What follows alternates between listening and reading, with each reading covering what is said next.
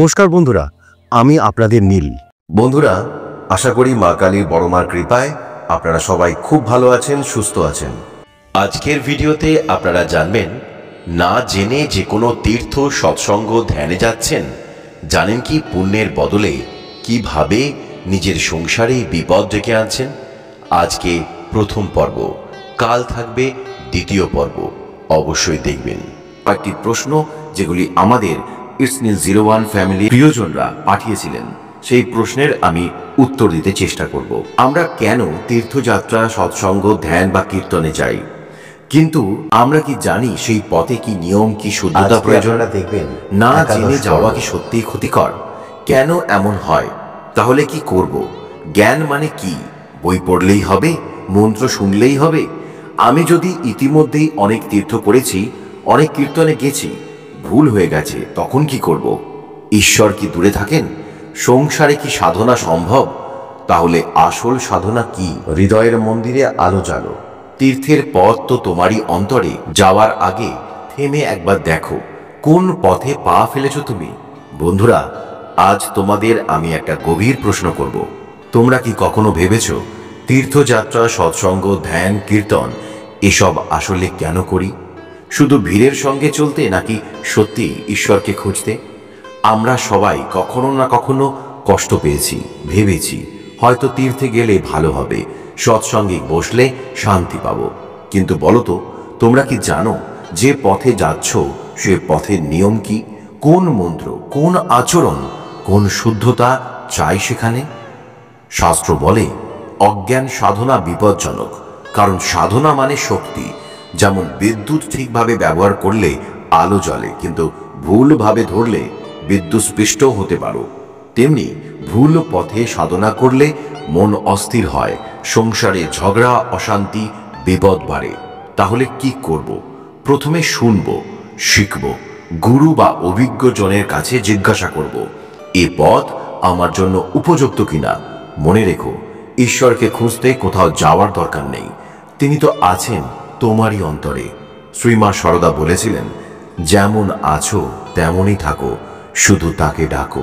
তুমি যদি আগে ভুল করেও থাকো, তাহলে আজই নতুন শুরু করতে পারো। একটু থেমে নিজের অন্তরে জিজ্ঞাসা করে দেখো তো, আমি কি সত্যিই প্রস্তুত? বন্ধুরা, তীর্থযাত্রা মানে কেবল গঙ্গার ধারে স্নান নয়, বরং নিজের হৃদয়ের কালিমা ধুয়ে ফেলা। সৎসঙ্গ মানে কেবল কীর্তন নয়, বরং মনকে সৎ সঙ্গ দিতে শেখা। আজকের ভিডিও দেখার পর একবার চোখ বন্ধ করো, তোমার হৃদয়ে জিজ্ঞাসা করো তো, তুমি কি সত্যি প্রস্তুত অন্তর্যাত্রার জন্য? যদি এই ভাবনাগুলো তোমাকে স্পর্শ করে, কমেন্টে লিখে জানাও তুমি কবে শেষবার তীর্থে গিয়েছিলে, সেটা তোমার জীবনে কি পরিবর্তন এনেছে। ভুলে যেও না কমেন্ট করতে। তোমাকে ঈশ্বরকে খুঁজতে দৌড়াতে হবে না, তোমাকে শুধু স্মরণ করতে হবে। যখন অন্তরে আলো জ্বলবে, বাইরের যাত্রাও হবে সফল। তীর্থের জল হৃদয়ে ঢালো, নিজেকে ধুয়ে ফেলো নীরবে।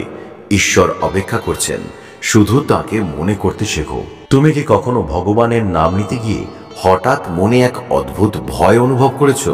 মনে হয়েছে যদি ঠিক মতো পুজো না করি, যদি ঠিক মতো টাকা না দিই, যদি নির্দিষ্ট পরিমাণ অর্থ না দিই, পাপ হবে? কেন এমন হয় বলো তো? ভগবান কি সত্যি আমাদের ভয় দেখাতে চান?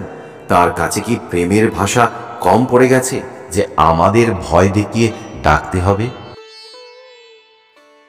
আজ আমরা একসঙ্গে বসে খুঁজব উত্তর। শাস্ত্রের পাতা উল্টে দেখব, ভক্তি কি সত্যিই কোনো রেড কার্ডের সঙ্গে বাঁধা? দান কি সত্যি ভয়ের চাপে করতে হয়? তীর্থ কি সত্যি ভগবানের কাছে যাওয়ার জন্য ভিভিআইপি পাসের মধ্যে লুকিয়ে আছে? চলো আজ আমরা খুঁজে বের করি ভক্তির সেই আসল মর্ম, যেখানে প্রেম আছে, শান্তি আছে, আর ভয় কিন্তু নেই। শাস্ত্রে বলেছে সেই ধর্মই শ্রেষ্ঠ যেখানে ভক্তি হয় কারণহীন, বাধাহীন, যে ভক্তি হয় শুধুই প্রেমে, ভয় নয়। ভাবো তো বন্ধু, একজন মা তার সন্তানের কাছে দুধ চাইলে কি বলে, ঠিক এই দাম না দিলে আমি তোকে দুধ দেব না? না, সে ভালোবাসা দিয়ে দেয়। তাহলে ভগবান, যিনি মা, যিনি বাবা, তিনি কি টাকার শর্তে আশীর্বাদ দেন? যে পাতাও, ফুলও, ফলও, এমনকি এক বিন্দু জলও প্রেম সহ নিবেদন করে, আমি তা গ্রহণ করি। কোথাও কি বলা আছে 1000 টাকার কম দিলে আমি নেব না, না, একবারও নয়। কিন্তু হ্যাঁ, শাস্ত্র দানের নীতি শিখিয়েছে। সাত্ত্বিক দান হয় কর্তব্যবোধে, যজ্ঞকে শ্রদ্ধায়, রাজসিক দান হয় বাহবা বা প্রতিদানের জন্য, তামসিক দান হয় ভুল স্থানে অবমাননায় জোর করে দিলে। তাহলে বলতো বন্ধু, যদি কেউ ভয় দেখিয়ে টাকা আদায় করে, এত না দিলে পাপ হবে যদি এরকম বলে, শুধু আমাদেরই যজ্ঞেই মুক্তি লাভ করবেন যদি এরকম কথাও বলে, এটা কি সাত্ত্বিক দান করছেন আপনি? না, এটা শাস্ত্রের ভাষায় তামসিক দান। এতে আপনারই পাপ হবে। তুমি কি কখনো এমনও পরিস্থিতিতে পড়েছো যেখানে নির্দিষ্ট রেট ছাড়া পুজোই হবে না, যেখানে রসিদ নেই, হিসেব নেই, প্রশ্ন করলে অপরাধ বোধ চাপানো হয়? এটাই রেড ফ্ল্যাগ বন্ধু, যেখানে ভক্তি নেই, ভয় চলছে। আর ভয়ের উপর দাঁড়ানো ভক্তি বেশি দিন টেকে না। সে ভক্তি থেকে শান্তি জন্মায় না, শুধু চাপ, উদ্বেগ আর অপরাধ বোধ জন্মায়। তাহলে কি করব আমরা? ভালো প্রশ্ন এটা। প্রথমত, যথাশক্তি যথাশ্রদ্ধা দান করো।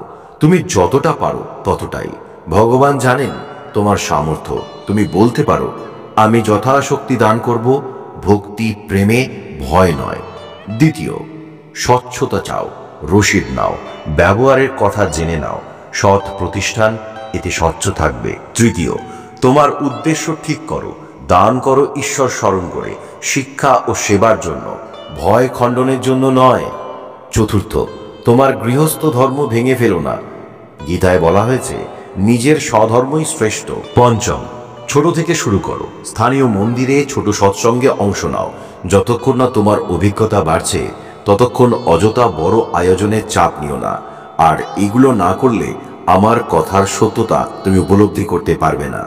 ষষ্ঠ, সেবার বিকল্প খোঁজো। অন্নদান, গরিবকে শিক্ষা, পশু পাখির সেবা, এগুলো সবচেয়ে সাত্ত্বিক দান। আর সপ্তম, গুরু বা সৎসঙ্গ যাচাই করো। দেখো তো তাদের মধ্যে দয়া আছে, সংযম আছে, অর্থে অনাসক্তি আছে। যদি তারা তোমাকে ভয় দেখিয়ে টাকা তুলতে চায়, সাবধান বন্ধু, তারা কিন্তু গুরু নয়। বন্ধুরা, আজ তুমি আমার সঙ্গে এতক্ষণ ছিলে, ধন্যবাদ। এত কথা বললাম শুধু একটাই কারণে, তোমাকে ভগবানের প্রেমের আসল স্বাদ মনে করিয়ে দিতে। তুমি ভগবানের কাছে দৌড়ে যাওয়ার প্রয়োজন নেই, তুমি তাকে খুঁজে বের করারও দরকার নেই। তুমি কেবল তার স্মরণ জাগিয়ে তুলতে পারো। তুমি যদি প্রেমে ডাকো, তিনি সাড়া দেবেন। তুমি পাতার দান করো বা শুধু এক ফোঁটা জলের, তাও তিনি গ্রহণ করবেন। তোমার ভক্তিকে ভয়মুক্ত করো, তোমার দানকে শ্রদ্ধায় পূর্ণ করো, তোমার হৃদয়কে শান্ত করো। কারণ ভক্তি মানে প্রেম, চাঁদা নয়। তীর্থ মানে সৎসঙ্গ, ভিভিআইপি পাস নয়। দান মানে শ্রদ্ধা, ভয় নয়। তুমি কি ভাবছো, কখনো কি এমন অভিজ্ঞতা তোমার হয়েছে? কমেন্টে লেখো, আমি পড়ব, উত্তর দেব। আর যদি মনে হয় ভিডিওটি তোমার হৃদয়ে শান্তি এনেছে, একজন প্রিয় মানুষকে পাঠিয়ে দাও, যাতে তারও ভয় কেটে যায়, ভালোবাসা জেগে ওঠে। তোমার ভক্তি থাকুক প্রেমে, তোমার মন থাকুক শান্তিতে। মহাকালী বড়মার কৃপা পাওয়ার জন্য কি তীর্থযাত্রা, সৎসঙ্গ, ধ্যান, কীর্তন করতেই হবে? অর্থ নেই পুজো দেবার, তাহলে কি মা কৃপা করবেন না? অনেক কারণে মায়ের মন্দিরে পৌঁছাতে পারছি না, তাহলে কি মায়ের কৃপা পাবো না? মা তো দূরে নন, মহাকালীর কৃপা পেতে তোমাকে কোথাও দৌড়াতে হবে না। মা তো কেবল মন্দিরে থাকেন না, মা আছেন তোমার বুকের ভিতরে। যত দূরে থাকো না কেন, মা কখনো দূরে থাকেননি। বন্ধুরা, আজকের ভিডিওতে আমি এক অতি স্পর্শকাতর প্রশ্নের উত্তর দেব। আমাদের মধ্যে অনেকেই ভাবেন মহাকালী বড়মার কৃপা পেতে হলে তীর্থযাত্রা করতে হবে, সৎসঙ্গে বসতে হবে, ধ্যান করতে হবে, কীর্তন গাইতে হবে। কিন্তু তোমাকে আমি আজ বলবো, না, মা এত দূরের নয়, মা এত কষ্টের নয়। ভাবো তো, একজন মা কি কখনো তার সন্তানের কাছে শর্ত রাখেন? তুমি যদি আমার জন্য ফুল কিনে আনো তবেই আমি তোমাকে ভালোবাসবো? না, মা ভালোবাসেন নিঃশর্তে। তাহলে মহাকালী কি তার সন্তানকে কেবল তীর্থযাত্রী হলেই কৃপা করবেন? না। তুমি যদি মন্দিরে না যেতে পারো, তুমি যদি অর্থ না দিয়ে পুজো করতে না পারো, মা কি তবে তোমাকে ত্যাগ করবেন? অসম্ভব। শ্রীমা সারদা দেবীর সেই অমৃত বাণী মনে করো, যেমন আছো তেমনই থাকো, শুধু তাকে স্মরণ করো। এটাই আসল সাধনা। তুমি যদি মায়ের নাম নাও ভালোবাসা দিয়ে, চোখে জল নিয়ে, মা তখনই তোমার পাশে। মা তোমার রান্নাঘরের চৌকাঠেও আছেন, মা তোমার অশ্রুতেও আছেন, মা তোমার নিঃশ্বাসের সঙ্গে আছেন। অনেক সময় আমরা ভাবি আমার কাছে তো টাকা নেই, পুজো দিতে পারবো না। মনে রেখো, মা টাকা চান না, মা চান ভালোবাসা। তুমি যদি একটি ফুলও না দাও, তবুও যদি ভালোবাসা দিয়ে একবার ডাক দাও, মা সাড়া দেবেন। এখানে একটা গভীর মনস্তত্ত্ব কাজ করে।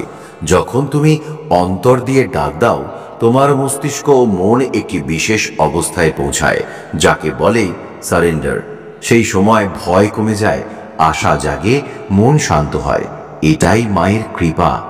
তুমি যখন নাম জপ করো বা মায়ের ছবি দেখে কথা বলো, তোমার অবচেতন মন এক শক্তি অনুভব করে এবং তোমার জীবনে ধীরে ধীরে শান্তি, পথ দেখানো, সমাধান আসতে শুরু করে।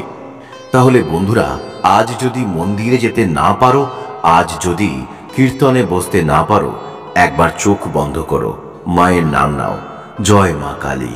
মনে রেখো, মায়ের কৃপা দূরত্ব দেখে আসে না, অর্থ দেখে আসে না, কেবল হৃদয় দেখে আসে। কমেন্টে লিখে জানাও তুমি কোন রূপে মাকে মনে করো, শান্ত মহাকালী, ভয়ঙ্করী মহাকালী, নাকি স্নেহময়ী বড় মা।